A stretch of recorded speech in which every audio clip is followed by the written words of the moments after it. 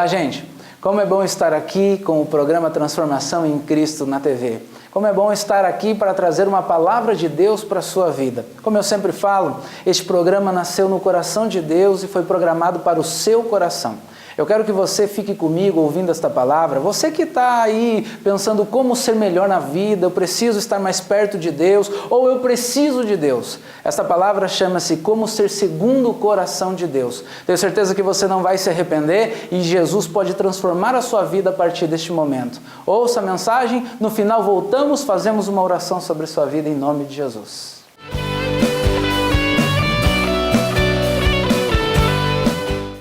Segundo Samuel, capítulo 11, quem achou diz amém. Amém. Tem outra igreja lá embaixo, né? Glória a Deus por isso. Começamos pelo versículo 1. E aconteceu que, tendo decorrido 1 ano, no tempo em que os reis saem para a guerra, enviou Davi a Joabe e a seus servos com ele, e a todo Israel, para que destruíssem os filhos de Amon e cercassem a Rabá. Porém, Davi ficou em Jerusalém. E aconteceu que, à hora da tarde, que Davi se levantou do seu leito e andava passeando no terraço da casa real, e viu do terraço a uma mulher que estava se lavando, e era esta mulher muito formosa à vista. E enviou Davi e perguntou àquela mulher, e disseram: porventura, não é Betseba, filha de Eliã, a mulher de Urias, o heteu? Então enviou Davi mensageiros e a mandou trazer. E entrando ela a ele, se deitou com ela, e já ela se tinha purificado da sua imundície. Então voltou ela para sua casa. E a mulher concebeu e enviou e fê-lo saber a Davi, e disse: pejada estou. Então enviou Davi a Joabe, dizendo: envia-me Urias, o heteu. E Joabe enviou Urias a Davi. E vindo, pois, Urias a ele, perguntou Davi como ficava Joabe, e como ficava o povo, e como ia a guerra. Depois disso, Davi a Urias: desce à sua casa e lava-te os teus pés. E saindo Urias da casa real, logo saiu atrás dele a iguaria do rei. Porém, Urias se deitou à porta da casa real, com todos os servos do seu senhor, e não desceu à casa. E o fizeram saber a Davi, dizendo: Urias não desceu à sua casa. Então disse Davi a Urias: não vês tu de uma jornada? Por que não desces à tua casa? E disse Urias a Davi: a arca de Israel e Judá ficam em tendas, e Joabe meu senhor e os seus servos de meu senhor estão acampados no campo. E hei eu de entrar à minha casa para comer e beber e para me deitar com minha mulher? Pela tua vida e pela vida da tua alma não farei tal coisa. Então disse Davi a Urias: fica cá ainda hoje, e amanhã te despedirei. Urias, pois, ficou em Jerusalém naquele dia e o dia seguinte. E Davi o convidou e comeu e bebeu diante dele, e o embebedou. E à tarde saiu a deitar-se na sua cama, como os servos do seu senhor, porém não desceu à sua casa. E sucedeu que pela manhã Davi escreveu uma carta a Joabe e mandou-lhe por mão de Urias. Escreveu na carta dizendo: ponde Urias na frente da maior força da peleja, e retirai-vos de detrás dele, para que ele seja ferido e morra. Aconteceu, pois, que tendo Joabe observado bem a cidade, pôs Urias no lugar onde sabia que havia homens valentes. Amém? Feche os teus olhos neste momento. Senhor, em nome de Jesus, nós te agradecemos, Pai, por estarmos reunidos em tua casa, meu Deus, por estarmos aqui, Senhor, em mais uma noite, Deus, que não temos dúvida que o teu Espírito se faz presente já em meio aos louvores que aqui entoamos, Pai.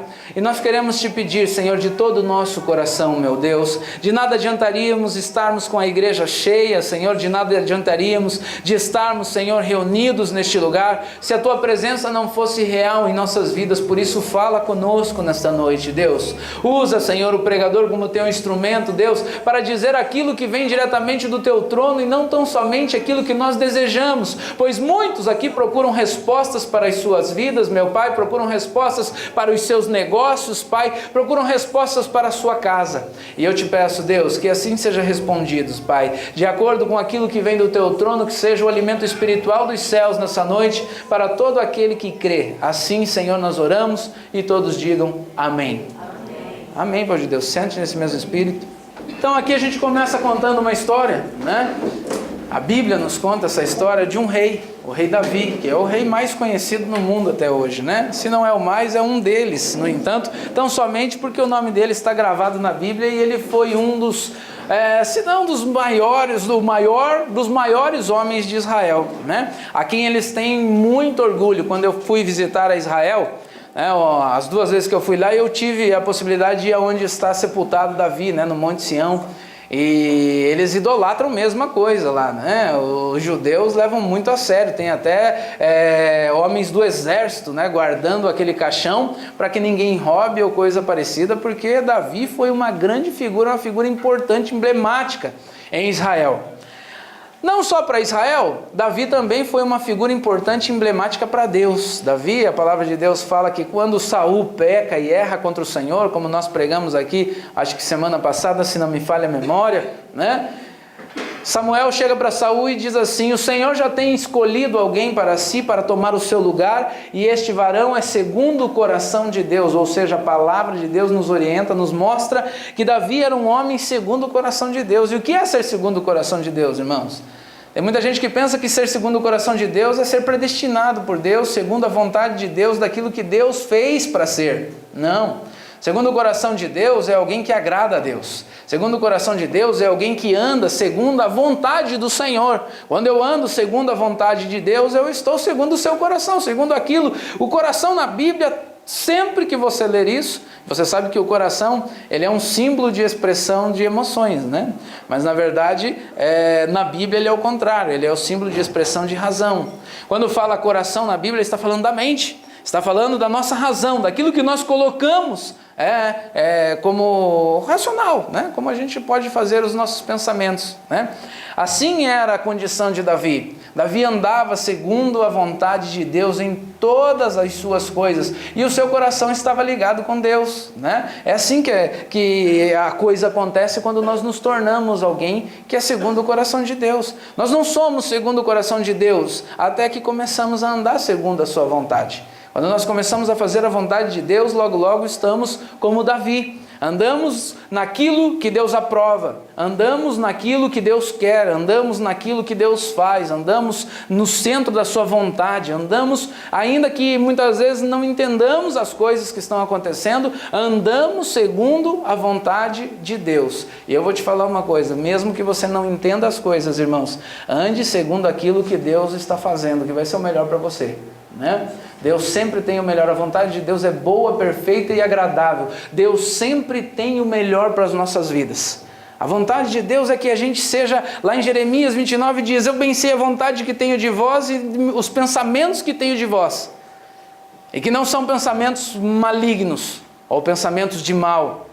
E aí diz o Senhor, são pensamentos de paz, para vos dar o fim que vocês anseiam, que vocês planejam, que vocês desejam. Mas, no entanto, lá em Jeremias mostra que eles ficariam cativos durante 70 anos pela desobediência em que eles andavam. Ou seja, pela falta do coração de Deus estar nos seus corações, deles entrarem e fazerem a vontade de Deus. Então, quando muitas vezes a gente está afastado daquilo que é o centro da vontade de Deus, a gente passa por algumas coisas que não são, ou não é exatamente aquilo que nós desejávamos para os nossos corações. Não podemos pegar isso como desculpa de tudo o que acontece na nossa vida, né? A Bíblia fala que no mundo teremos aflições, mas tem de bom ânimo porque o Senhor Jesus venceu o mundo, né? A gente tende a colocar toda a responsabilidade sempre sobre os outros, de tudo que acontece. A gente quer resposta para algumas coisas, então quando a gente quer a resposta e a gente não tem paciência para esperar a resposta, a gente tende a culpar algumas situações para que assim a gente se conforte um pouquinho mais com elas, né? O ser humano é assim. Quando se perde um emprego, né? Ou quando adquire um emprego e lá dentro tem uma perseguição ou coisa parecida, a gente quer uma resposta imediata, a gente não quer passar pela condição. A verdade é que a gente não quer sofrer. E o que acontece é que no mundo tendo aflições e o pecado por estar no mundo, e a gente bem sabe disso, isso independente de religião, independente de nós estarmos sendo cristãos ou não, independente, olha, um ateu sabe disso. Porque o mundo anda descompassado e isso não precisa ser crente para saber. O mundo anda gemendo de dores, e isso não precisa ser crente, você pode ser um naturalista aí, ou qualquer coisa nesse sentido, e você já vai ver que tem que se preservar as coisas que estão acontecendo, a natureza no mundo tem que se preservar, tem que estar tendo um cuidado maior hoje, porque a coisa não está fácil. Paulo ele diz assim, e a natureza geme com dores de partos até agora, esperando aquele que vai fazer com que venha novamente a ter o equilíbrio de todas as coisas. Quando Paulo escreve isso, não tinha carro, não tinha avião, não tinha poluição, não tinha nada do que nós vivemos hoje. No entanto, ele escreveu isso há 2000 anos atrás, um pouco menos, mostrando que a decadência da natureza era inevitável. Por quê? Porque o homem a destrói. Não foi feita para isso, né? A condição tão somente é porque a teoria da evolução mostra que o mundo progride, ela crê que o mundo progride, que o mundo evolui, e no entanto nós só conseguimos ver que o mundo vai de mal a pior. Agora, se achar que evolução é criar um tablet, aí tudo bem. Agora, vou dar uma olhadinha para a sua vida hoje, né? A gente até tem alguns que estão até com inveja dos antigos, né? Querem morar em chácaras, querem morar afastados ou coisa parecida da civilização. Outros não conseguem porque é cultural, já se acostumou nesse negócio todo. Mas quer um pouquinho mais de paz, porque a coisa não está fácil, né? Mas voltando aqui para a mensagem, a condição de Davi é andar segundo o coração de Deus, fazer a sua vontade, estar na sua vontade e não transferir responsabilidade, foi muito grande durante um bom período. Davi acabou matando um gigante que afrontava Israel, Davi venceu os filisteus, Davi foi um grande guerreiro dentro do povo de Israel, dando muitas vitórias a Israel até o dia que assumiu como rei, isso antes de assumir como rei. E quando assumiu como rei, então, mais ainda. Mas chegou um período na vida de Davi que ele achou que estava ganho, né? A palavra de Deus fala que no tempo em que os reis saíam à guerra, Davi ficou dormindo no seu palácio e não foi com eles. Quantas vezes a gente está dormindo aí, gente? Quantas vezes a gente está dormindo para as coisas de Deus? Quantas vezes a gente tem visto, né, a igreja de Deus, e é uma peleja, não adianta a gente achar que não é, mas a gente vê a igreja do Senhor reunida numa peleja, numa guerra, e a gente está dormindo espiritualmente. Haja vista a intercessão, haja vista a nossa vida de oração, né? A gente acha que está na peleja com Deus. Eu já vou mostrar para você que Betseba achou que estava purificada, né? A gente acha que estar na peleja muitas vezes é tão simplesmente fazer parte de um culto, uma liturgia, ou um movimento, ou coisa parecida, né? Mas a gente muitas vezes fica alheio, aí está lá dormindão. Ao invés de estar no centro da vontade de Deus, onde Deus quer nos levar, no lugar onde Deus escolheu para nós, era esse o lugar. Deus colocou Davi como rei, mas para ser rei tinha suas condições. Tinha uma lei especialmente para o rei.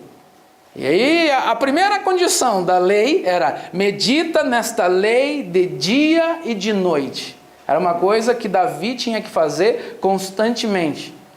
Primeiro, já não estava onde tinha que estar. Já não estava guerreando como tinha que estar guerreando. E ainda assim, não estava meditando como deveria estar meditando. Ou seja, estava aposentado da vida espiritual. Estava aposentado de fazer a vontade de Deus. Continuava fazendo parte do povo de Deus, ainda como líder daquele povo. Mas, no entanto, estava aposentadinho da sua vida. Não meditava, né? Não orava, vamos dizer assim que ele estava realmente dormindo até tarde, né? Acordou, foi dar uma voltinha na varanda, olhou lá para baixo e o pecado estava à porta dele. Logo viu uma mulher bonita e formosa, a quem manda chamar, que era mulher de seu amigo Urias, alguém que estava no pelotão de guerra, lutando por ele, porque quando venciam-se a guerra, quem era exaltado era o rei Davi e o Senhor Deus. E ele vestia a camisa, lutando por Davi, ao ponto, irmãos, de Davi, depois de ter deitado com Betseba, trazê-lo de novo da guerra e dizer para ele: vai para sua casa lavar os seus pés, descansar um pouquinho, deita lá com sua esposa. Claro, ela tinha engravidado e ele queria encobrir o seu pecado. Deita lá com ela, porque você merece, você está nessa peleja. Urias nem responde ao seu rei, ele sai de lá e não vai para casa. Contaram para Davi que ele não foi para casa, ele não queria que o rei visse que ele era alguém. Ele queria tão somente, ele estava com a cabeça lá na guerra. Ele pensou: como posso eu dormir enquanto está todo mundo lá lutando. Não é assim muitas vezes que nós somos confrontados pela nossa fé? Tem gente que não acredita no que Deus use as pessoas para falar com a gente, né? Tem gente que não acredita que Deus use os servos, ou um funcionário, ou alguém em menor condição financeira para falar com a gente, porque a gente acha que nós somos tão bem instruídos que se Deus precisasse falar com a gente, Ele mesmo falava. Mas eu quero te falar uma coisa.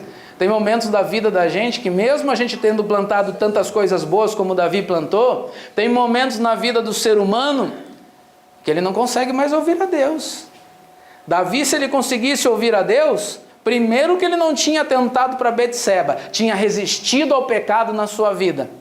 Quando nós estamos ligados com os nossos ouvidos em Deus, a gente resiste ao mal que é lançado sobre nós. Eu estava vindo com a Jaque para cá, e a hora que eu liguei o rádio, já estava lá não lembro qual rádio que era, mas estava tocando uma música lá que dizia assim, eu não sei cantar também, né? Ela tirou até sarro de mim, que eu já cantei errado de saída. Eu fui começar a cantar, ela falou, melhor escutar. Eu falei, é melhor, né? A condição todo dia o pecado vem e me chama, né? Eu não sei, todo dia vem as tentações, tomara que eu esteja acertando a música aqui, né? E todo dia vem. E a gente tem que resistir. E ele diz assim, escolher a Deus. Irmãos, tem momentos da vida do homem, do ser humano, que ele não consegue mais escolher a Deus. Ele está tão envolvido com as condições que ele está no pecado, que ele peca um dia, no outro dia ele peca de novo. E aí ele não vai percebendo, mas ele está ficando cada dia mais afastado das coisas de Deus. Ele não consegue mais orar como ele orava antigamente. Ele não consegue mais meditar na palavra como ele meditava antigamente. Eu não estou falando de horários. Eu estou falando de coração. Eu estou falando de tempo com Deus, de amizade com o Senhor, de intimidade. Davi já não tinha mais isso. Medita na minha lei de dia e de noite, mas ele não meditava mais, porque senão ele tinha barrado a consequência ou o pecado. Irmão, o problema não é a tentação vem. Muitas vezes a tentação, ela faz a gente, quando eu preguei aqui outra vez, ter imaginações. Imaginações podiam ter até vindo para a cabeça de Davi. O problema foi ele compactuar com as imaginações que tinham vindo. Ao invés dele repreender, como eu sempre brinco aqui, qual é a tua relação com o pecado? Você tem nojo do pecado? Qual é a tua relação com o pecado quando começa aquela etapa do carnaval? Estamos bem longe, né? Bem longe porque passamos agora pelo carnaval, né? E passa a Globeleza na televisão, o que é que você faz? Troca de canal ou fala, não, comigo não dá nada.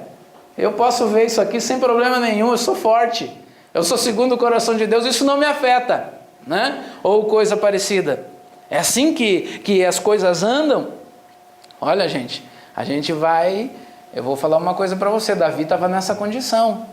Davi, ele não conseguia mais identificar a voz de Deus, ele não conseguia mais escutar a Deus. Mas, no entanto, ele chama um servo para encobrir o seu pecado. Urias era marido de Betseba, para encobrir o seu pecado porque ela engravidou. Ele chama Urias e manda Urias deitar com ela. Urias voltaria para a guerra. Quando ele voltasse da guerra, ela tinha um filho. Pronto, resolvido todas as coisas. Só que quando ele manda Urias para casa, Urias fica dormindo na frente do palácio e não desce. E o Davi chama Urias e fala, Urias, você não vai para tua casa? Você está tão cansado, homem de Deus? Vai lá, eu sou o rei, eu mando aqui, eu estou falando para você, pode descer. E Urias falou, não tem jeito, da minha cabeça não sai. Primeiro, que os homens de Deus estão guerreando, a arca do Senhor está lá. Ela está numa tenda. Como posso eu ir para minha casa? Como posso eu ficar deitado esperando as coisas passarem? Onde estava Davi antes de tudo isso começar? Deitado no seu palácio, dormindo. Deus usa as pessoas para nos confrontar, mas muitas vezes tem gente que não quer ouvir. Tem gente que acha que a crítica... Deixa eu te contar uma coisa, um pastor que foi referência para mim, eu já contei isso para vocês. Um pastor que eu admiro até hoje. Eu não tenho problema com essas coisas. Mas, por um período da sua vida, tudo que eu necessitava quando eu me converti, eu corria para ele e olha, Deus usava aquele homem tremendamente. Aí um período da sua vida ele andou como Davi, dormindo até mais tarde, enquanto a igreja guerreava, ele estava lá no seu palácio, porque ele era o pastor da igreja. E um dia veio alguém pregar na sua igreja, e eu não lembro qual mensagem foi, mas olhou para ele e disse o seguinte, olha, arruma a tua casa, porque senão você vai para um lugar, você vai cair num buraco tão fundo, que quando você achar que chegou no fundo, você vai um pouco mais fundo. E a coisa vai ficar pior para você. Sabe o que ele fez? Foi confrontado naquela mensagem, ao invés dele assumir aquela condição, ele ficou indignado com o camarada que deu aquela mensagem. Ele falou, tá louco? Quem que ele pensa que é? Eu sou o titular. Eu sou filho de Deus tanto quanto ele. Quem ele pensa? Se Deus quisesse falar alguma coisa comigo, Deus tinha falado diretamente. Não ia mandar ninguém para falar. Não preciso, eu tenho uma comunhão tão grande com Deus, e já sabia que não tinha. Ele se sentiu dessa maneira. Irmão, o resultado foi o seguinte: logo depois descobriram que ele estava bebendo, logo depois descobriram que ele tinha outra mulher, e ele perdeu tudo, né? E aí chega para mim, eu um dia que fui aconselhado, me torno conselheiro dele, e ele me conta toda essa história, e ele está contando a história que ele perdeu tudo, perdeu mulher, perdeu isso, perdeu aquilo, e o filho dele que subia nos montes conosco, e geralmente levava o seu violão, cantava nos montes, que subia com a gente lá para louvar, eu o conhecia, não sabia da história, e ele começa a me contar, e ele fala assim, você lembra do meu filho, João? Eu falei, lembro. Ele falou, então, o meu filho, quando eu achei que estava num buraco tão fundo que já não pudesse mais ir para lugar nenhum, nunca imaginei isso na minha vida, de repente, o meu filho rouba um carro e a polícia o persegue e alveja ele de tiros e ele é encontrado morto, né?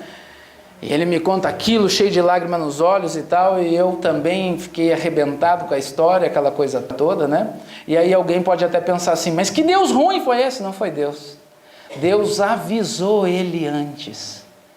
Cuidado que o diabo quer te arrebentar. Ele foi confrontado por alguém, mas não quis dar ouvidos.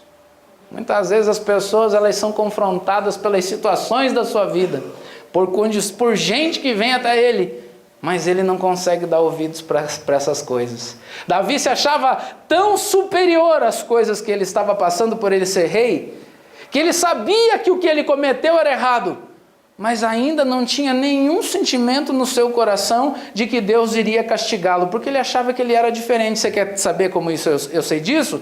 Um pouquinho para frente, no próximo capítulo, você vai ver que Natã, um profeta, chega para Davi e fala assim, meu rei, venho até você para te dizer uma coisa. Tinha um certo homem com muitas ovelhas e muitas posses. Além das ovelhas que ele tinha, ele podia tomar de todas essas ovelhas a qual ele quisesse para fazer o que quisesse. E o vizinho dele, pobrezinho, só tinha uma ovelha. E no entanto, quando chegou alguém a visitá-lo, um estrangeiro que veio à sua casa, ele, em vez de matar uma das suas muitas ovelhas, ele manda pegar aquela única ovelha do vizinho que ele tinha. E pegando aquela única ovelha, ele oferece para o vizinho, faz lá um seu assado, né? E oferece para o vizinho fica sem nada. Davi fica indignado, porque ele que julgava isso em Israel, ele era o juiz. Ele fala assim, digno de morte esse camarada, agora me fala, quem é ele? E Natã, olha, esse cara é você. O Roberto Carlos fala, esse cara sou eu, né? O Natã falou, esse cara é você. E Davi fala, meu Deus, de repente Natã fala, e por tudo isso, que você foi avisado por Deus, não olhou o que Deus tinha sobre sua vida, por tudo isso, a espada nunca mais se apartará da sua casa. E a gente sabe muito bem a história de Davi, mas vamos voltar para a mensagem. Quantas vezes nós somos confrontados por Deus? Quantas vezes Deus manda a gente na nossa casa, hoje é pessoas que estão do nosso lado, de repente dá aquele estalo assim, você fala assim, meu Deus, isso aí foi forte, hein? Você nem fala para a pessoa que você tem medo de confessar o seu pecado, né? Eu não vou falar nada, porque senão ela vai descobrir que eu estou nessa condição, né? Não vou dizer nada, mas não precisava dizer nada. O maior prejudicado sempre entre uma relação entre você e Deus, quando você erra, é Deus, porque você vai ser condenado e Deus não fez nada para isso, né? A condição de pecado nos leva a isso. Então, a condição do Davi aqui estava deplorável, irmão, sendo confrontado pelas suas atitudes, gente sendo trazida até ele para mostrar para ele que ele estava errado, né? Quando o pecado entra na vida dele, ele tinha que ter olhado para tudo aquilo que ele tinha recebido de ensinamento de Deus e resistido. Quando vem as coisas, eu vou te falar uma coisa, quando a situação vem contra as nossas vidas, o primeiro momento não é a dificuldade maior. Por isso que o que importa não é como as coisas começam, é como elas terminam. Quando a dificuldade bate de frente às nossas vidas, o problema não é aquele início. O problema é como vai ficar isso lá no final. Aonde é que isso aí vai dar? Estava agora conversando com alguém e eu disse o seguinte para ele, que uma outra vez alguém perguntou para mim: pastor, tudo bem, se eu me converter hoje, aceito Jesus que você está dizendo? Saio da vida que eu estou levando, pregressa, e depois chega no final da vida eu morro. E eu descubro que tudo isso era uma grande mentira. Não porque você mentiu para mim, mas porque você também foi enganado. E daí? Eu falo, poxa vida, pelo menos você levou uma vida regrada, foi abençoado, né? Porque, olha, a Unimed lançou um programa aí esses dias que pastores e familiares de pastores têm 40% de desconto no plano de saúde. Sabe por quê? Porque não fuma, não bebe, não vai para balada, não tem risco. O risco é menor. Eu não sou bobo nem nada, já fiz para todo mundo. Lógico. Vou pagar preço de banana na Unimed? Tem até helicóptero, irmãos. Qualquer coisa que... Não vai me acontecer nada, mas se acontecer, tem helicóptero, né? Por que eu estou te falando tudo isso aqui? Porque pelo menos ele vai ter trocado a sua vida e vai ter uma vida melhor do que a que ele leva. Né? A Bíblia fala que o fardo do Senhor é mais leve. Traga o seu fardo, que o jugo dele é mais leve que o nosso, para a gente carregar.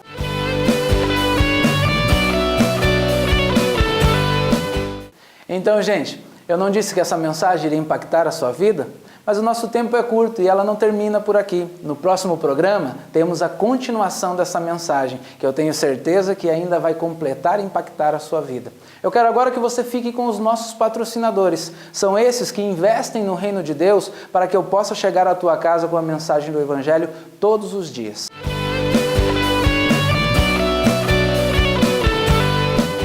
Olá, sou o Carlos da Ativa Corretora de Seguros. Quero falar com você que precisa fazer ou renovar o seguro do seu carro, sua casa, sua empresa ou fazer o seu seguro de vida. A Ativa está no mercado há 5 anos e trabalha com as melhores seguradoras do país. E vamos buscar o melhor custo-benefício para seu seguro. Ligue 3018-1705. Esta é a Lohane Turismo, que traz até você a viagem dos seus sonhos. Um cruzeiro gospel com toda a estrutura que um navio cruzeiro pode te oferecer no sistema All Inclusive. E você, além de desfrutar de todas essas atrações que o navio te oferece, saindo de Santos, passará a Ilha Bela e Búzios. 3 noites e 4 dias. Para mais informações, ligue agora, 3275-9715. Oi, eu sou o Thiago da Serralheria Moura.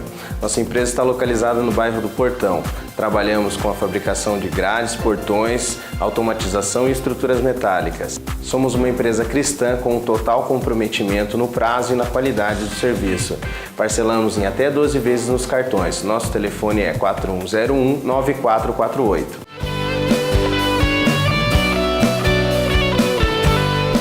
Glória a Deus! Este é o povo que investe no reino de Deus. E você também pode fazer parte desse investimento. Você pode ser um mantenedor do nosso programa, mandando um e-mail para o endereço que está aqui agora debaixo da tua tela, ou telefonando para mim. Não tenho certeza que o Senhor vai abençoar a sua vida. Grandes portas abrirão sobre você. E eu quero fazer uma oração. Você que ouviu essa mensagem agora, queria que você colocasse a sua mão no coração. Eu vou orar por você.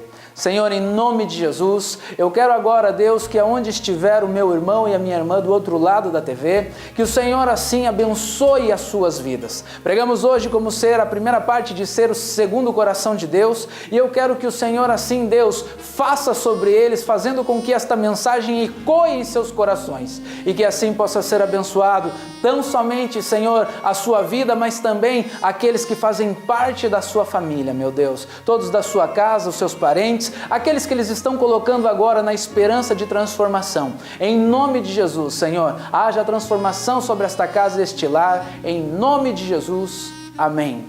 Bem, gente, terminamos por aqui o nosso programa e, como eu te disse, no próximo tem mais. Eu quero que você não esqueça que Jesus pode transformar a sua vida. Continue crendo no trilho da transformação.